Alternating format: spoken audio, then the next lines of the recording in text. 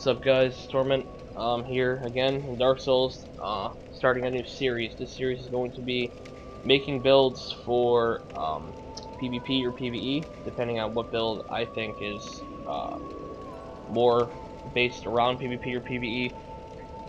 So this first video is going to be a standard build. This is going to be just a standard magic build with intelligence, and this is mainly used for PvE unless you're going with a magic buff build, but I'm not going to show that off today. I'm just going to show the basic. So let's get started. First thing that you want to take note of is that you need to make sure you have 3.5 million souls to get yourself to level 120. If you're going to go any past 120, then this is not going to be able to be a PvP build. But even though this isn't a PvP build, I'm still not going past 120. Because I'm just going to show the optimized 120 build for this. You can mess around with it afterwards when you're done with it if you want to go to a higher level or whatever it may be. So anyways, first thing you want to start off as is you want to have 60 intelligence. That's basically for casting your magic spells. Makes them do more damage. Anything past 60 I think is a waste, especially if you're only going to 120. You don't want to blow all your stats into one, or you don't want to blow all your points into one stat because it wastes all your points. You want to spread it out evenly. So you're going to go with 30 vitality, then you're going to bump endurance up to 34, 35 actually, and then you're going, or attunement, my mistake, and then you're going to bump endurance up to 35.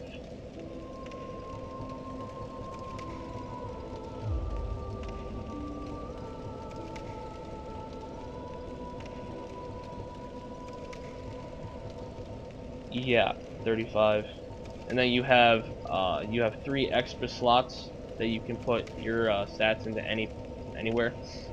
I'm just gonna throw it into strength just because.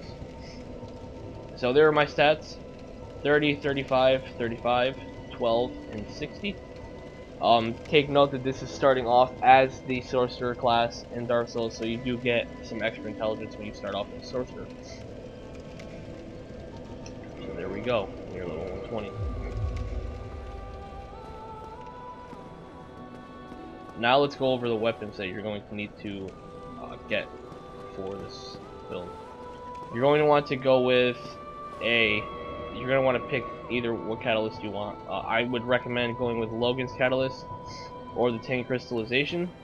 As if you don't know already, tin crystallization is better, but it does half the sorceries that you are using. Even though it halves them, it still does way more damage than Logan's. So if you're going to do several new game pluses and get the spells over and over and over again, then the tin crystallization catalyst is definitely the most obvious choice to go with in this situation. If you're not, on the other hand, Logan's catalyst is definitely one of the second best in the game. It has the second highest magic adjustment in the game, and if you're not going to be going through new game pluses, then I would recommend going with Logan's catalyst. Next is the shield. Shield does not really matter on this. I'm just going to use the fresh shield just so I can block magic damage, but you can go with really any shield for this build and it'll work fine. Okay. Next is the armor that I'm using. I'm using the Crown of Dusk. If you don't know already, the Crown of Dusk increases your magic power, but your damage taken by magic also goes up. So I think it's a good trade-off though, because not many enemies in the game do magic damage. And then I'm just using the gold hem set. I don't really have anything else to wear right now, and since I'm not going to be using the Dark and Gray ring on this build, I can't be over 25% max equip load because I will medium roll and that's too slow. So now let's go over the rings. I'm going to be using the Bellowing Dragon Crest ring. Obviously, if you just seen right there, it boosts sorcery, and that's obviously what we want because this is a mage build. So you're going to want to work with that, and you're going to want to use the Ring of Favor and Protection for the extra HP and extra stamina. So as you can see at our stats right here, we are level 120 with 1,320 HP and 175 stamina. 8 attunement slots, so this is pretty good. Now, the next thing I'm going to show off is I'm going to show actually getting these spells that you're going to want to use. I'm not going to show how to get all of them. I'm actually just going to show how to save Logan the first time, and then I'm going to put like an annotation description of how to get Logan the second time, because I don't plan on bringing this build in New Game Plus. This is just for tutorial purposes only. So I'm going to take a break from the video and I'll be back.